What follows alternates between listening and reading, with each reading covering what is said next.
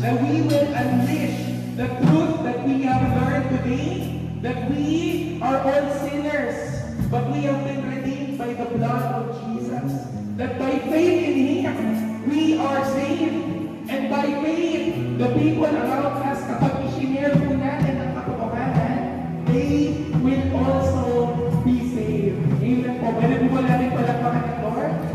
Our pastor po will pray for the 8 locations today for as a sign of our prophetic gesture. Amen. Praise God.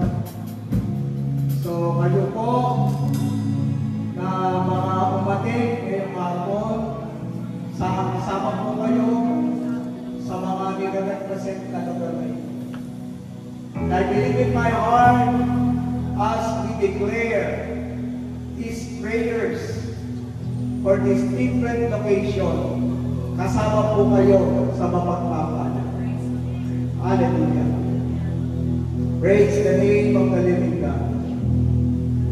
Lord, inataas po namin sa hapon na ito ang bawat lugar o Diyos na tumugon sa anibersaryo ng Mormon Day.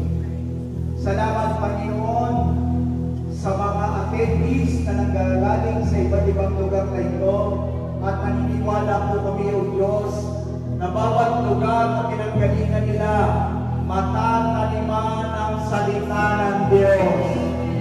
Hallelujah! Lord, we thank you, Lord God, sa mga taga-Payne Street, Panginoon. Bless those attendees from Payne Street. Bless the attendees from St. Martin Village. Bless the attendees of Area 1. Bless the attendees of Area 2. Bless the attendees of Tampulting Street. Bless the attendees of St. Malo.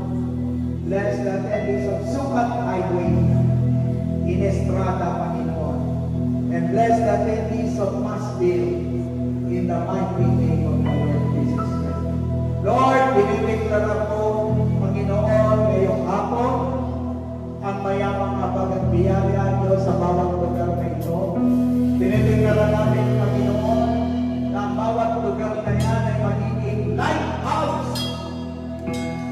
Ikaw ay magniningning sa mga lugar na yan. Pagkat yun ang sinabi mo, Lord. Hallelujah.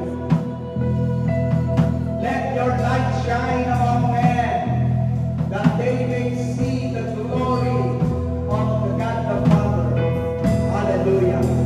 Kaya kami ng Diyos, pagpalain niyo po bawat lugar, taniman niyo po ng inyong salita, gamitin niyo po, Panginoon, ang mga contact person, mag-raise up ka ng contact person, and bless these communities, Lord God, in the mighty name of Jesus. Yes, let your light shine sa mga lugar na ito. With the power of God's Word, with the truth of God's Word, with the truth of salvation, with the truth of Jesus Christ. Give you praise, glory, and honor, Lord Jesus. This we declare.